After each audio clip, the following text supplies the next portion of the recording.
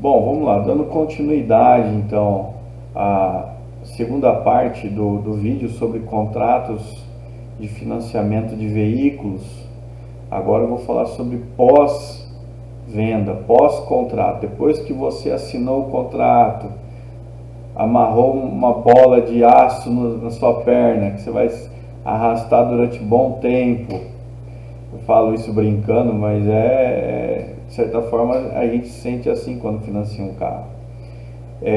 Eu só deixei de falar um detalhe, eu acho que eu falei. Se eu lembrar aqui de alguma coisa que eu não falei no vídeo anterior, eu falo nisso, tá? Bom, você está todo felizão, pegou o carro, assinou o contrato, viu todas as cláusulas que eu ensinei para você ver, para você saber o custo das tuas parcelas. Então tem seguro prestamista, tem taxa de registro do veículo, tem taxa de avaliação do veículo, enfim, tudo isso, tá? Agora você pegou o contrato, pegou uma via, tudo certinho, você pesquisou a taxa de juros em outros bancos, você foi um consumidor anjinho, você foi perfeito, tá? Então você conseguiu financiar o veículo com a taxa de juros bem pequena. Pois bem, mas se você não foi esse consumidor e foi aquele que é o tradicional consumidor que quer saber só o valor da parcela, atente-se a esse vídeo, por favor, tá? Muitas vezes depois que você financiou o carro, às vezes você está num churrasco com um amigo, tal, e aí vocês começam a trocar ideia, vocês têm carros parecidos, também o outro amigo financiou, aí você descobre que teu amigo financiou com um valor menor, o valor da parcela é menor. Fala, uai, o carro é igualzinho um outro, por que eu estou pagando mais?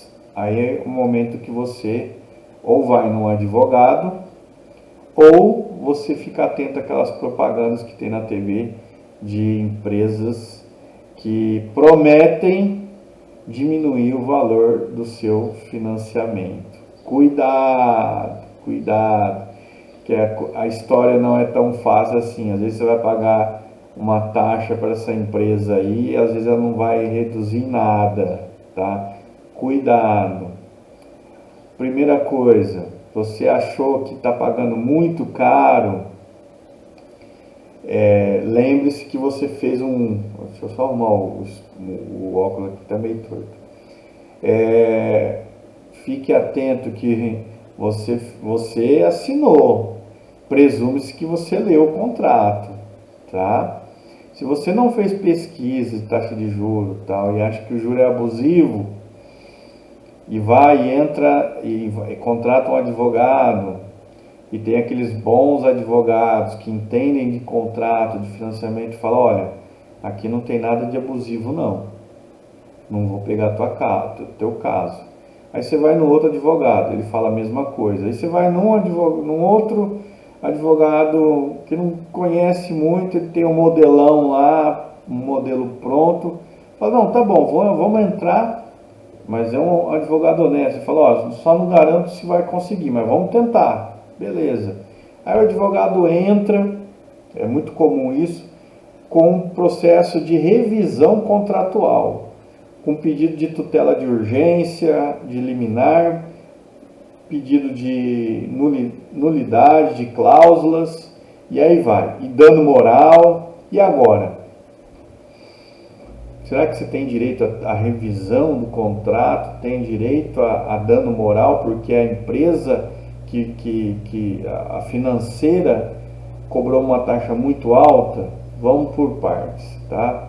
Primeira coisa é a taxa de juro, como eu falei no vídeo anterior. A taxa de juro, pessoal, primeiro um detalhe antes da taxa de juro. Os bancos não se enquadram, eles não precisam seguir, na verdade eles não seguem a lei da usura, que é aquela lei que impede das pessoas cobrarem juros altíssimos que caracteriza a agiotagem, tá? Ah, mas professor, mas banco cobra taxa de juros muito alta, aquilo para mim é agiotagem, tá? Eu também concordo. É muito alta a taxa de juros no Brasil, da instituição financeira. Porém, todavia, entretanto, já pacificado isso nos tribunais, que não, os bancos não se exige que eles sigam a lei de usura, tá bom? Então elas podem praticamente é difícil, hein? Praticar quase que qualquer taxa de juro aí, tá? E como é que você sabe se essa taxa de juro é abusiva? Como é que o juiz sabe quando você entra com um processo? Existe no site do Banco Central, existe um site lá que você verifica a taxa média de juro. Lembrando, nós não seguimos uma taxa fixa para todos os bancos, senão não tem concorrência, tá? Então, a taxa de juros ela varia de mês a mês, de ano a ano, semestre a semestre, de acordo com a Selic, tá? IPCA, esses índices aí. Então, a taxa de juros para financiamento de veículo ela é variável, tá?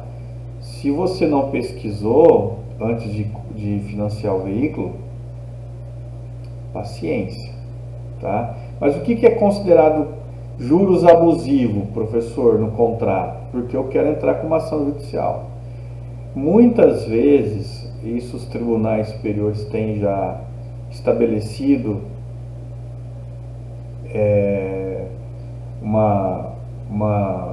um critério que diz o seguinte: se a taxa de juro mensal for acima do dobro ou uma vez e meia a mais do que o cobrado, aí pode ser considerado abusivo. Então, se você paga lá 1,5%, você paga lá 5% ao mês de juro do financiamento do carro. Aí a gente olha lá a taxa média está 1,30, ora, passou do dobro, né? Aí sim é juro abusivo, aí sim a cláusula é nula, aí o juiz, quando você entrar com uma ação judicial, o juiz fixa com base na taxa média do Banco Central, tá? Então toma cuidado, que nem toda taxa de juro é abusiva. Não é porque teu amigo está pagando mais barato e você mais caro o financiamento de um veículo igual, idêntico, que você está pagando juro abusivo, tá? O termo juro abusivo ele é muito relativizado. Depende muito da época que você contratou, depende da média que existe no site do Banco Central, depende de todo o custo efetivo do contrato, tá? Então a gente tem que analisar com critério. Bom, você fez o financiamento e aí você decide entrar com uma ação judicial. Entrou com a ação judicial para revisar todo o contrato. E aí vamos analisar por partes, como eu falei anteriormente.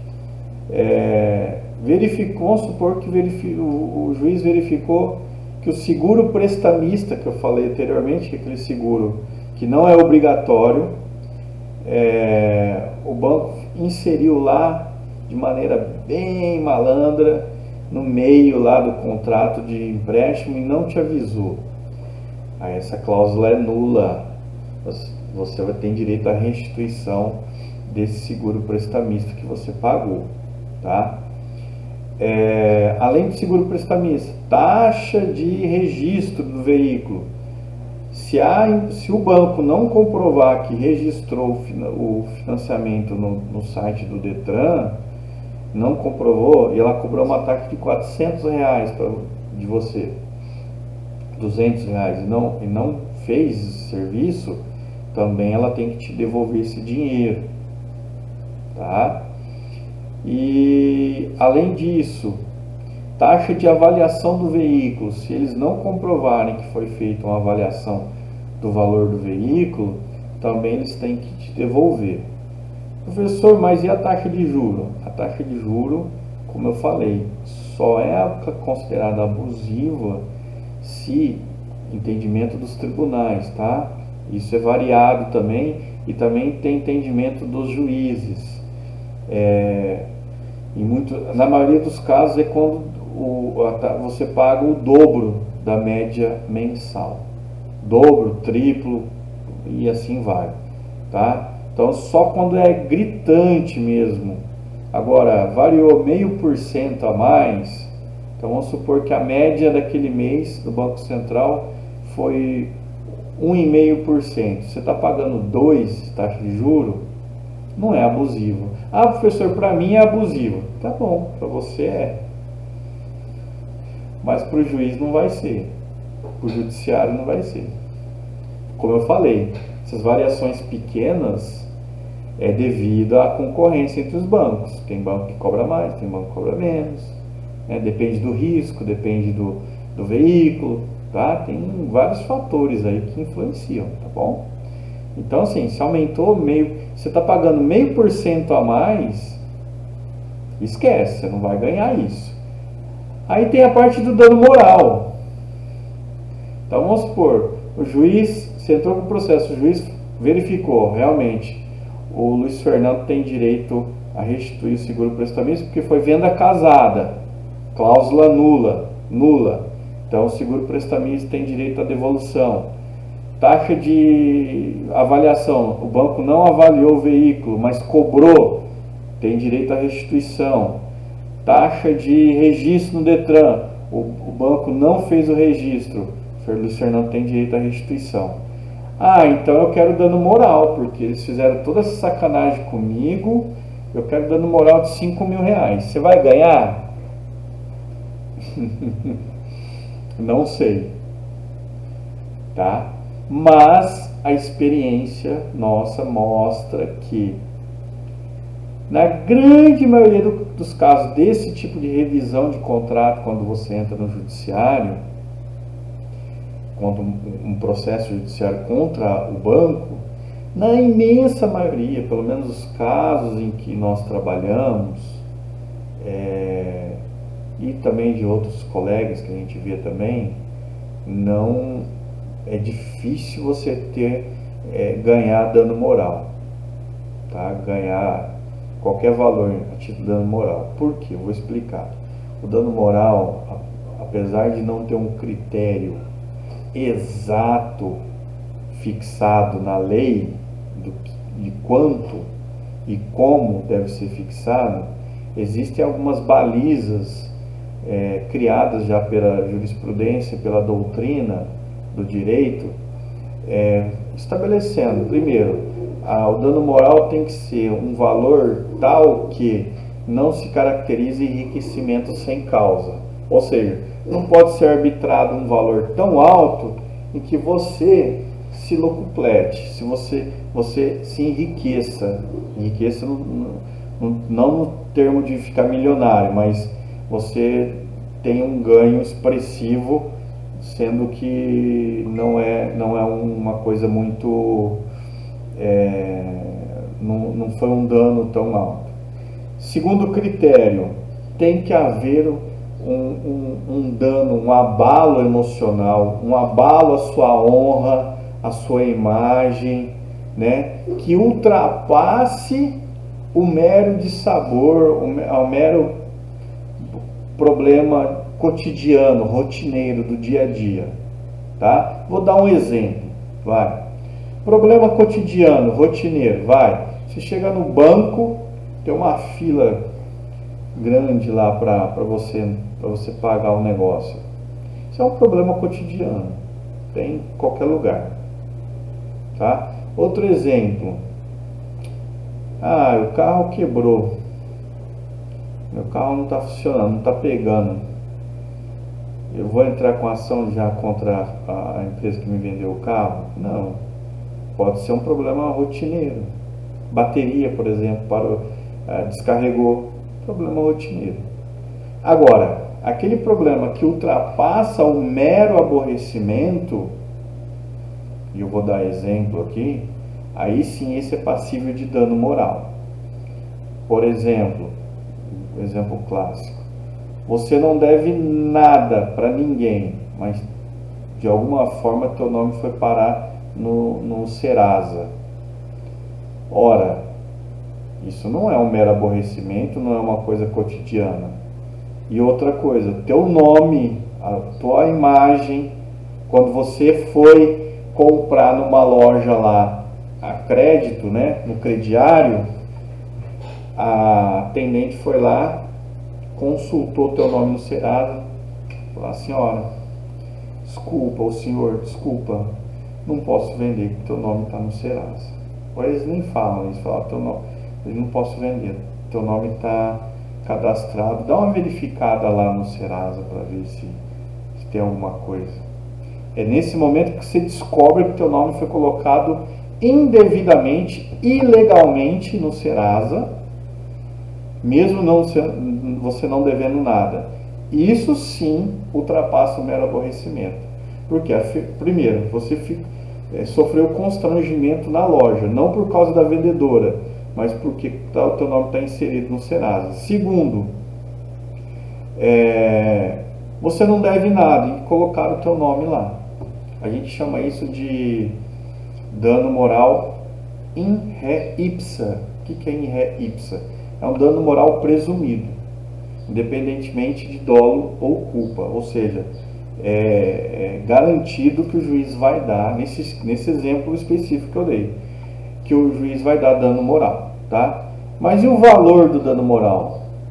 Meu advogado pediu 10 mil, e eu acho que eu tenho direito a mais até. Aí o juiz vai lá e dá R$1.000. Você fica bravo com o juiz. Tudo bem, tem o direito de ficar bravo com o juiz, discordar. Tá? Não está contente? Entra com recurso de apelação no tribunal lá em São Paulo. Tá? Bom, voltando ao contrato, então, você entrou com um processo judicial no contrato, sobre o contrato de financiamento, a gente verificou os itens que tem no contrato, né? Que muita gente não sabia, agora está sabendo. E aí teu advogado pediu dano moral em cima disso. Você vai ganhar? Não sei, depende do juiz, mas a experiência mostra que não. Porque também você não demonstrou, o seu advogado e você não comprovaram nos autos do processo que houve um abalo emocional, constrangimento, algo muito forte que ultrapassa, que desborda, que vai além do mero aborrecimento. Um contrato que tem esse tipo de cláusula abusiva, tal, é comum. Não te causou um constrangimento perante a sociedade, tá? Então é muito difícil você ganhar, não quer dizer que não ganhe, tá? Já vi casos em que a pessoa ganhou dano moral. Às vezes o advogado pediu 10 mil, ganhou 1.000. Mas na maioria dos casos não ganha. Quando há revisão contratual, é difícil ganhar, tá? Mas seu advogado vai tentar lutar por você. Ele vai pedir dano moral, vai pedir tutela de urgência já para anular as cláusulas já de primeiro. Também a tutela liminar muitas vezes não é dada, na maioria dos casos não é dada, porque tem que verificar alguns critérios, que é o fumo bonis iuris e periculum in mora, tá? Se tiver provado, e aí um detalhe importante que eu preciso falar, que a gente verifica na prática forense. Não adianta colocar na petição que você quer a tutela de urgência. Você tem que comprovar que você precisa dessa liminar urgentemente, senão ou você vai ter um prejuízo muito grande e o que você narrou é verdadeiro, ou tem indícios que você tem direito a isso mesmo. Tem que provar, não é apenas falar: olha, requeira a tutela de urgência conforme o artigo 300 do Código de Processo Civil, artigo 298, 299, porque meu cliente tem direito à revisão do contrato, e se ele for continuar pagando as parcelas, ele vai perder o dinheiro e tal. Não, tem que provar. A tutela tem que ser provada, assim como o resto, tá? Do que você está do que seu advogado está alegando ou você está alegando no processo tem que ser provado, tá? Por isso que muitas vezes está no contrato lá. Se tiver, por exemplo, o seguro prestamista tiver expresso, tiver às vezes até num papel separado, com letras garrafais, assim, contrato de seguro prestamista ou contrato de seguro de vida. Tem casos também que você nem fica sabendo se contratou um seguro de vida. Sabia disso? E aí, professor? E aí, como eu falei, se não tiver expresso, se ninguém te esclareceu e está lá embutido no contrato de financiamento, esse seguro de vida é nulo. Você não é obrigado a pagar, tá bom? Isso está no Código de Defesa do Consumidor. Qualquer cláusula que coloque o consumidor em posição de desvantagem ou cláusula que não seja clara o suficiente para que o consumidor compreenda o que está sendo cobrado é nulo de pleno direito, tá bom? Então, não sei se foi claro, espero que tenham gostado. Qualquer dúvida, consulte um bom advogado. Se tiver dúvida do que eu falei aqui também, pode mandar pergunta, pode mandar no box. Outra coisa que eu esqueci, siga a gente, se inscreva no canal, tá? Clica lá no sininho também para receber as notificações. O intuito desse canal, pessoal, não é ganhar dinheiro, tá? É mais para trazer dicas do dia a dia sobre direito. E hoje, como nós estamos na época aí, chegando Natal, a Black Friday e tal, então veio a calhar a questão do Código de Defesa do Consumidor, tá? Então nós falamos aí várias coisas, ainda tem muita coisa a falar sobre o Código de Defesa do Consumidor, sobre os direitos do consumidor. Nós vamos falar durante esse mês de dezembro ainda. Depois, nos próximos meses, nós vamos mudar de assunto, de área do direito. Nós vamos para outra área do direito, daí eu vou decidir o que tem mais relevância no dia a dia das pessoas, e aí nós vamos tratar de uma maneira assim tranquila, tá bom? Então, tenham todos um ótimo feriado, que hoje é 15 de novembro, né? Proclamação da República. E tenham um ótimo feriado, um ótimo final de semana a todos. Abraços.